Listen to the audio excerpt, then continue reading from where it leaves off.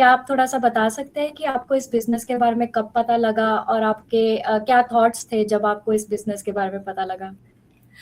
बिल्कुल बलजीत, इनफैक्ट इस क्वेश्चन को आंसर करने के टाइम आई एम श्योर जितनी मेरी ऑडियंसेस हैं उन्होंने मेरी ये स्टोरी सुनी हुई है, बट जितनी भी नई ऑडियंसेस अब जुड़ रही हैं और जो स्टोरी को सुनेंगी, तो मैं डेफिनेटली बताना चाहूंगी कि इस बिजनेस की मेरी लाइफ में एंट्री किस तरह से हुई।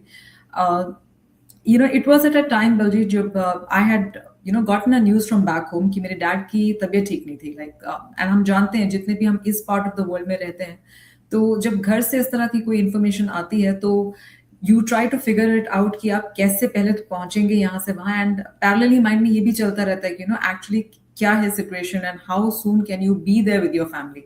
And it was my dad's health, right? ऐसा भी नहीं था कि I could postpone something like that. तो first thing was I have to just make sure कि मैं बैक होम जाऊं।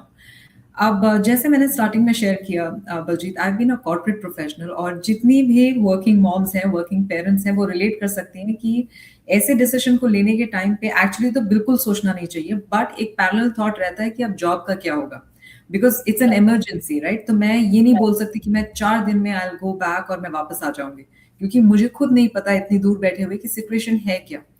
And right, that was a very very tough call for somebody like me जिसने इतने hard work से rebuild किया था as a single parent my corporate career here, but family is family, तो there was no second thought, और वो hard call मैंने उस time लिया where I quit my job and had to go back home.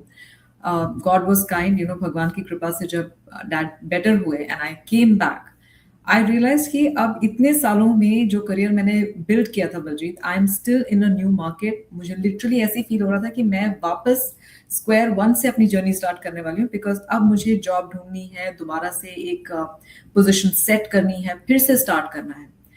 That is when actually kind of hit me, कि ये कभी भी हो सकता है, राइट? इसकी कोई गारंटी नहीं है कि आज राइट, हुआ है कल नहीं होगा, एंड कोई भी रीजन हो सकता है। गॉड फॉरबिड इस बार डैड का हेल्थ वाज द रीजन, कल कोई भी बात हो सकती है, क्योंकि हम अपनी फैमिली से इतने दूर हैं। प्लस मैं एक पेरेंट भी हूँ, right? So my my daughter also needs me as she is growing up.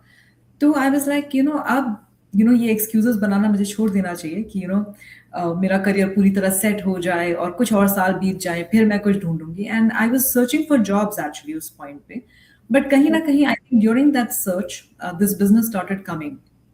और जब मैंने इस ओके, बिजनेस के बारे में like it used to come, I think जितने भी हम लोग हैं हम सब जानते हैं how the algorithm works in the digital space, right? तो आई थिंक जॉब सर्च के साथ साथ आई was starting to learn about this business, ये बार बार आ रहा था। एंड एक पॉइंट ऐसा आ गया Baljeet when I it caught my attention, और मेरा ये था कि जॉब तो भगवान की कृपा से मिल जाएगी, बट अब ये जो बिजनेस सामने दिख रहा है, दो सिचुएशन देखा जाए तो एकदम से परफेक्ट सिचुएशन से बहुत दूर है, because I am a single parent. अब जॉब नहीं है, मार्केट टफ है अभी भी, जितने कनाडा यूएस में हमारी ऑडियंसेस है सब जानते हैं कि मार्केट्स अभी भी काफी टफ हैं।